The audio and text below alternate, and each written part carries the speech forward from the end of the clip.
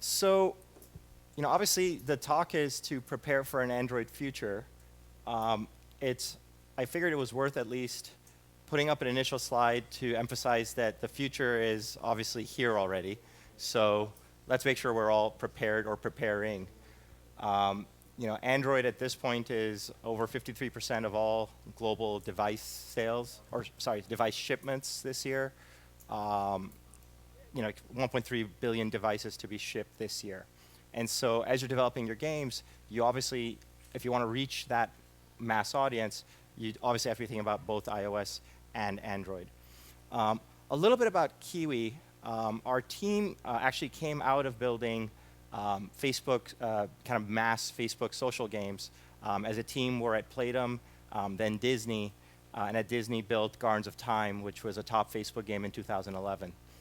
We left in 2011 to start up Kiwi with a view towards really going after the mobile platforms and bringing everything we knew about free-to-play and build on it on the platform that we felt would be the gaming platform of the future as well. We focused on Android for the first few years because we saw a real gap there. The growth was amazing, but there were not really key developers, scale developers that were going after that opportunity and developing great content for the platform. We, at this point, have had 35 million Android installs, 50 million players have played 2+ games, and overall have enjoyed some top grossing success as well, and are focusing as a company now in moving forward with not just Android, but also cross-platform mobile titles. In the course of doing that on Android, we've obviously had to learn quite a few things to break through and to really optimize our titles for the platform. There are a few things that I wanted to bring out and talk about today that are more practical, just things that as you approach Android you need to be aware of and plan for to really take advantage of the opportunity here. There's going to be some time at the end, I think, for Q&A, so we can certainly dive into stuff that's more engaging for you at that point also. But the three things I want to really emphasize are, number one, Android gets a real knock for just the breadth of devices you have to support. And so I want to offer some practical tools on how we've actually dealt with that device fragmentation, especially around just using the notion of 80-20, right? Like at the end of the day, when you start looking at the distribution of devices and revenue across them, there's a real 80-20 on how you can optimize your business and take advantage of the opportunity while keeping it operationally manageable. Secondly, on every platform, discovery is always an issue. And it's worth understanding specifically for Google Play, which is what I'm focusing on for the sake of the Android opportunity, how to really optimize your app for discovery and engagement, through engagement and retention. And then finally, in general, but again, especially for Android, you really should plan for a global opportunity here, just given the gargantuan nature of the install base for Android internationally. But while you can plan for it, just be prepared to really put in some focused effort if you want to really exploit it. And so we're going to talk to some of those lessons as well. If you look at the Android device universe, right, this is a graphical representation of models that are out in the Android universe. And just looking at this, it's just overwhelming. You're like, oh my gosh, there's, I think, over something like 300, 400 models that we picked out just for this. But even here, you can start seeing there's a little bit of clustering where there's clearly a set of devices that are bigger than others. And so, the first thing to do is just to take a deep breath and realize that, hey, it's actually a lot more manageable than supporting 2,000 devices or whatever the case is out in the market. And especially when you look at it from an 80-20 revenue standpoint, it starts looking a lot more manageable. So here what we did is we went in and we looked at our revenue for our key games, and we mapped it to specific devices.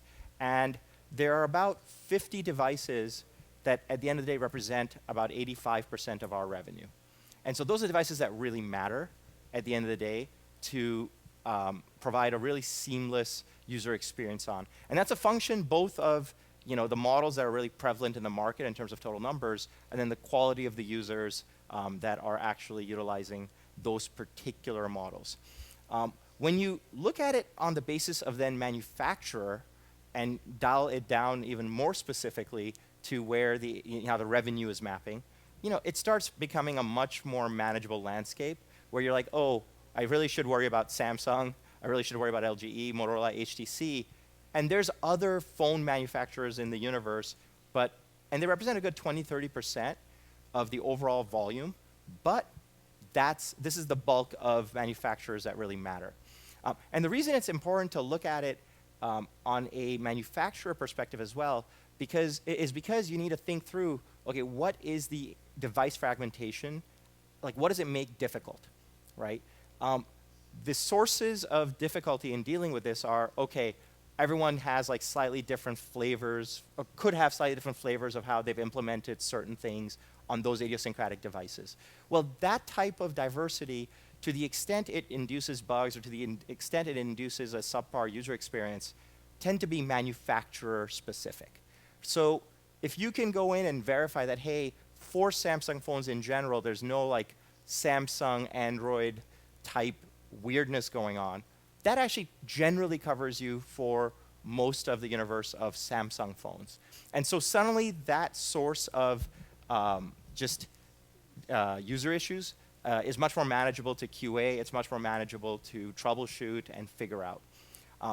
And you don't actually then have to get all the way down to even the device specificity to figure out what's going on to a hugely detailed level. What you do have to do is pay attention to the device specs, right? Because that's the other aspect of the fragmentation that leads to the difficulties developing and the difficulties actually rolling out.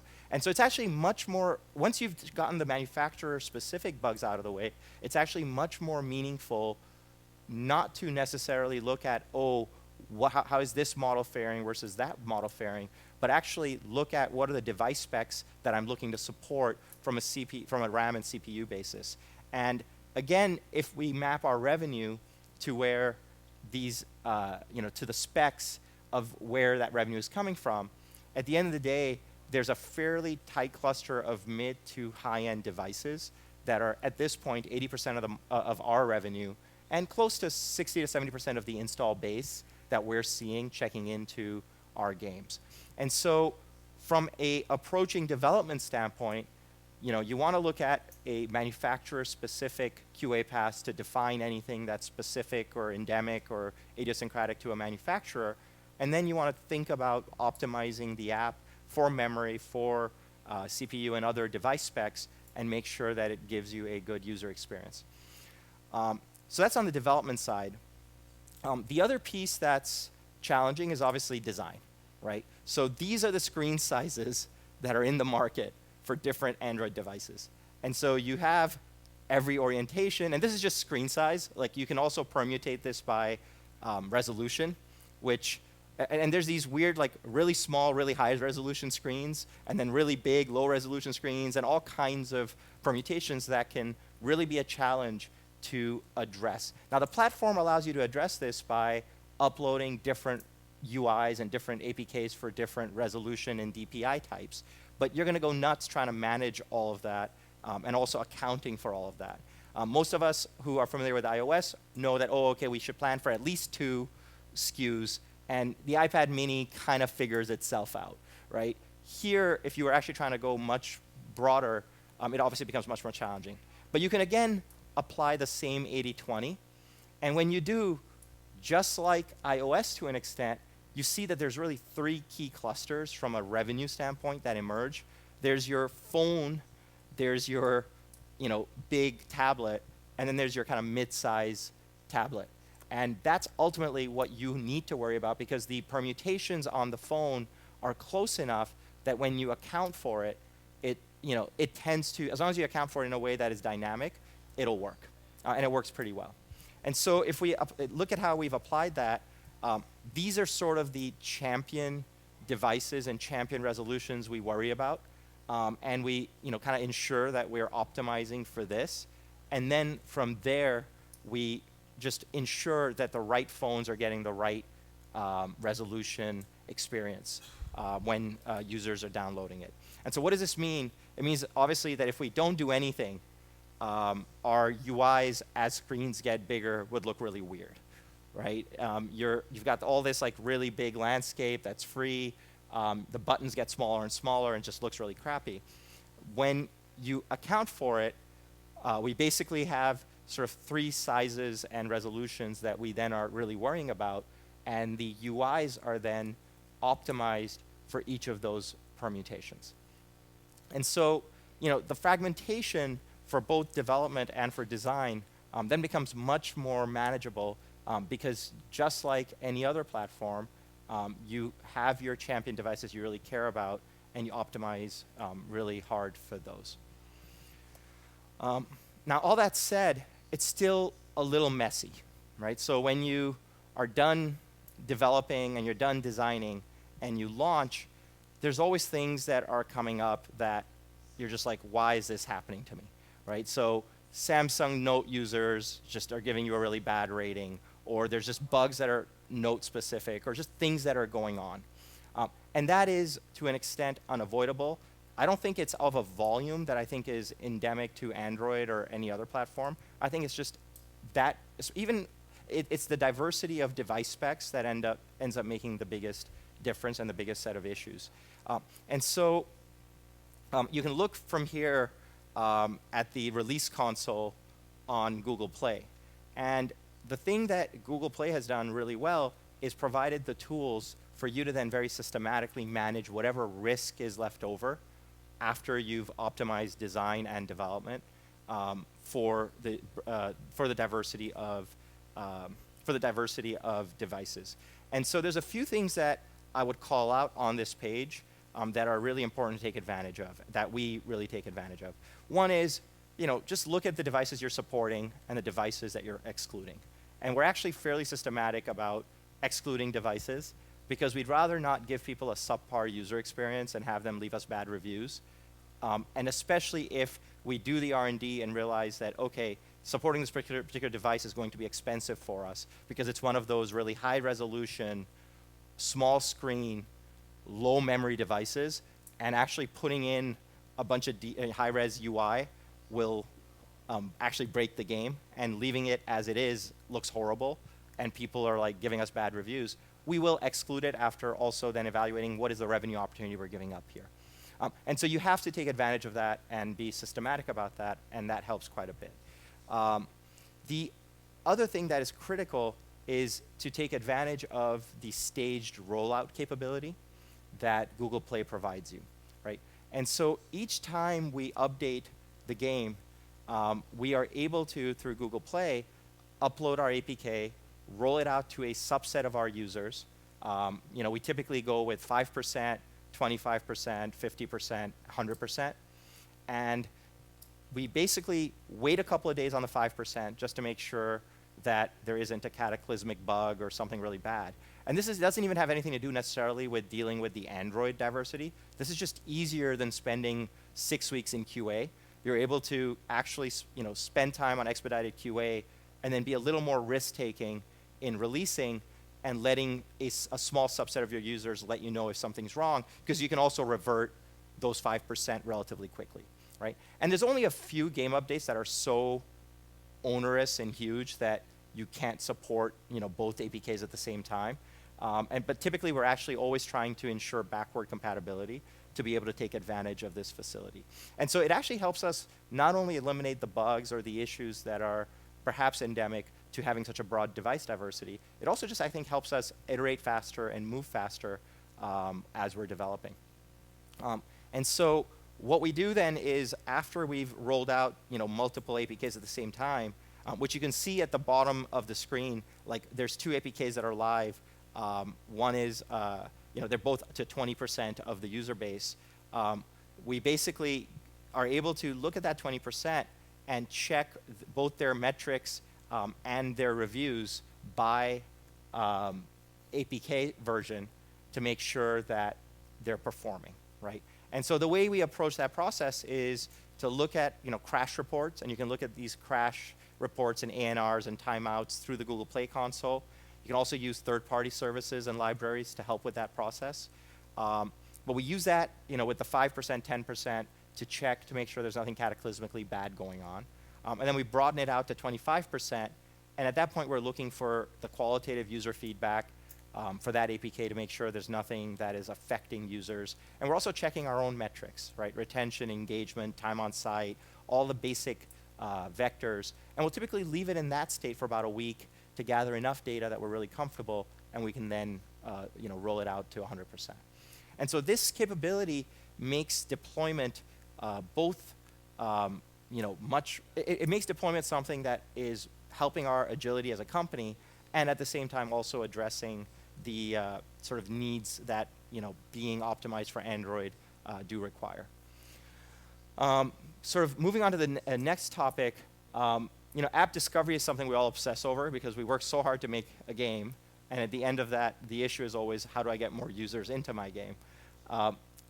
On Google Play, for some time now, the algorithms and the store is directed towards really making sure that they're able to reward engagement, retention, and quality in the app itself.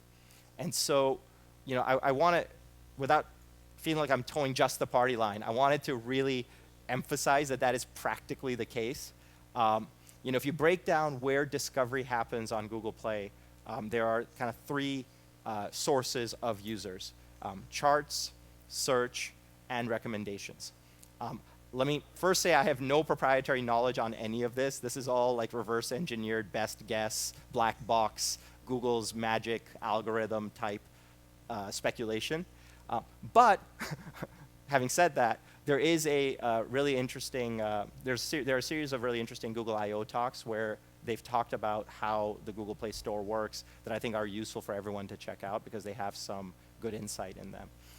But regardless, there's charts, there's search, there's recommendations, and at the end of the day, the algorithms that they've actually publicly stated as well are rewarding people for things like rating, for app installs, and that's the growth piece of the vector, but then also uninstalls, right? So for example, if you were to churn in a bunch of traffic that is allowing you to surge installs, but they come in one day and they all uninstall the second because they collected their free whatever gems or whatever it is and are now done and uninstall your app, in the 24 to 48 hour period, you will see a surge and a responsiveness to your rating.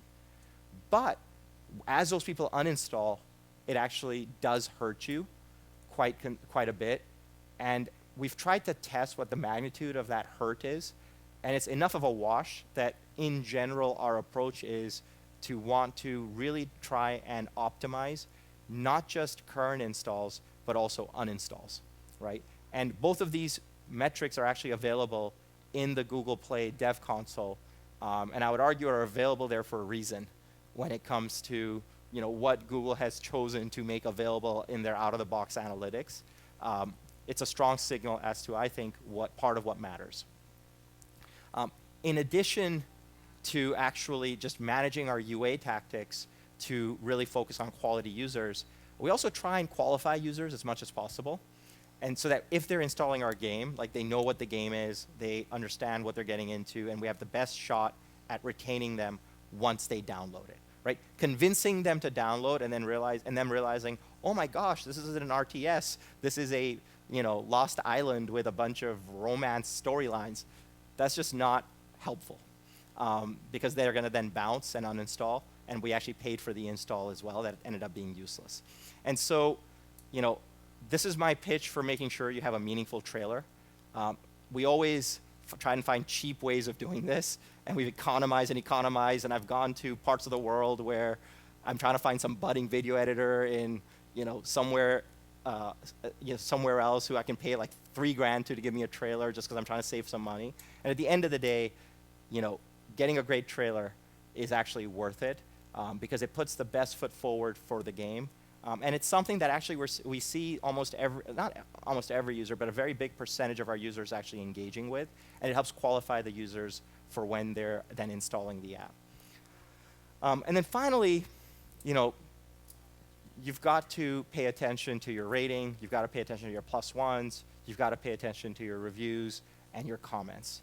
I would say, at this point, I've developed, we've developed top games on iOS, on Android, and on Facebook. And every platform has a different personality, right? Even as they're becoming mass, they still retain some of that original personality differential. With Android, one thing I definitely have noted is people do expect even more for free than on other platforms. And so there's a real sense of betrayal when they're like, my gosh, you're trying to make money. What's wrong with you, right? And I'm like, dang it, I have a house, I have kids, I'm sorry. I want to serve your purpose as your agent in entertaining you, but I actually need to try and make a living as well. And that is something you then have to manage really tightly in your game economy and in the perception players have of your game, because they're also very vocal. Right, like if you go to our games, and we have we always look at every 1-star review and try and categorize it into different buckets, and bugs, crashes, freezes are, call it 20 to 25%, and then a good 60% are just, they're asking, be careful, they're gonna ask you to pay for stuff later. Like it's not always like that easy to play without paying. Like that kind of free to play siren is something that people are very sensitive to. And so, we do our best to manage that and to sort of try and come up with mechanics that can be rewarding to players to engage in, and still have enough monetization that we can make a living. But paying attention to these particular reviews and everything else is really important, because it puts your best foot forward in the App Store, and really does help with discovery. And then finally, just a few notes on the global nature of Android and really our experience in taking advantage of it, and some just lessons and cautionary notes and whatnot.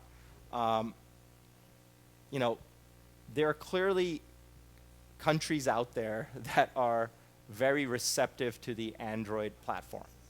And the thing we do and have done is, try to sort them by priority relative to our game mechanics and what is likely to work, where we feel our games are likely to work.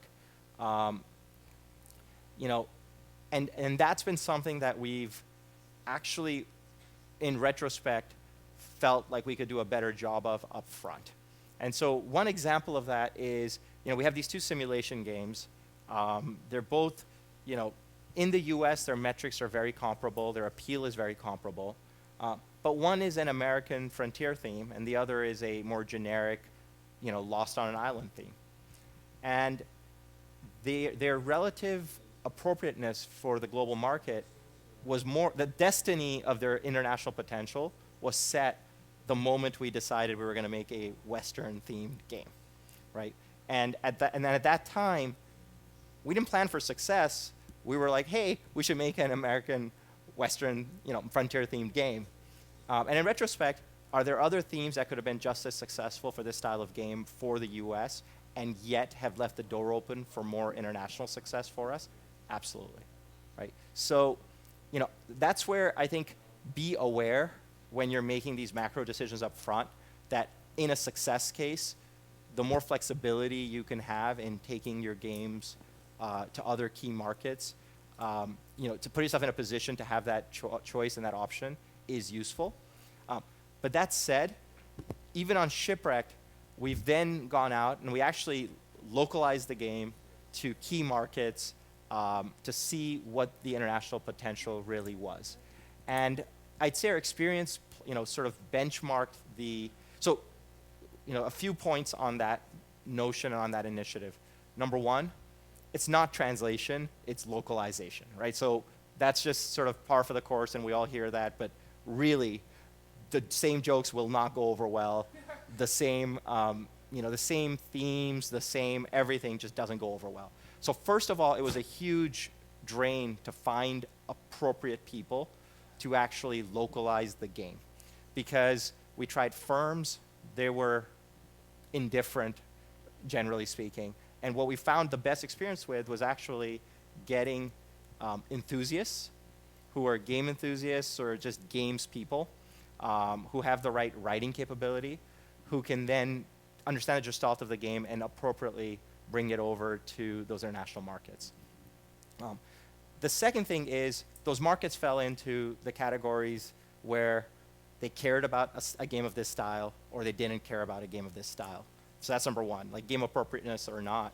And then the other axis was, what is the actual monetization opportunity or not, right? So for example, Portuguese was a language that we translated to and tried out, and we got tremendous DAU growth in Brazil.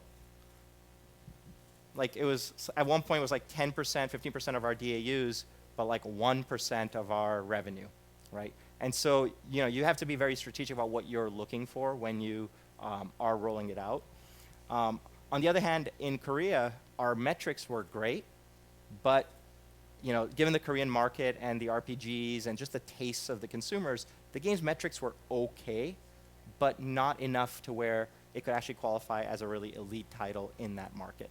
And so, that cross-section is important to keep a handle on and to sort of plan for as you're going out. And then the final point I would make is even the depth to which you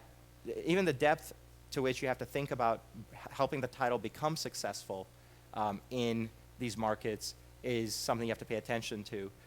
In the case of a market like Germany, we could reach consumers with very much of the same ecosystem expectations that we can in the US, because more of that market is just transparent and they have a distribution network and people are used to that kind of stuff. So discovery could be catalyzed in the same way that we do in the US. But for Korea, we're like, okay, how do we get users to discover our title? And in that market, we then had to not only worry about localizing it, but also then understanding the distribution platforms that we wanted to work with, integrating Kakao and launching with Kakao. And so it's not a light commitment. You really need to want it. But once and because you are going to have to do some real work to take advantage of it. And so that's the, I think, extent of my pre-canned presentation. I think I probably have some time. Yes, thank you very much. We got some questions, please. I'm sure you have a lot of questions out there. Anybody? That was very, very good. I guess you could probably break that talk down into like 3 or 4 different talks. That was well, a lot of information and a lot of good information. I especially enjoyed when you were saying take advantage of the stage rollouts.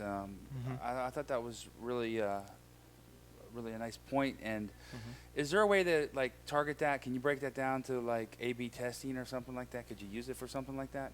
So we do A/B tests. Unfortunately, the way they have set it up, I'm not aware that you can actually use this stage rollout service to target a subset of users. One thing that is worth mentioning is that there is a beta and alpha service in addition to stage rollouts, where prior to launch, you can actually get a set of users that are more segmented however you want and invite them to come play your game.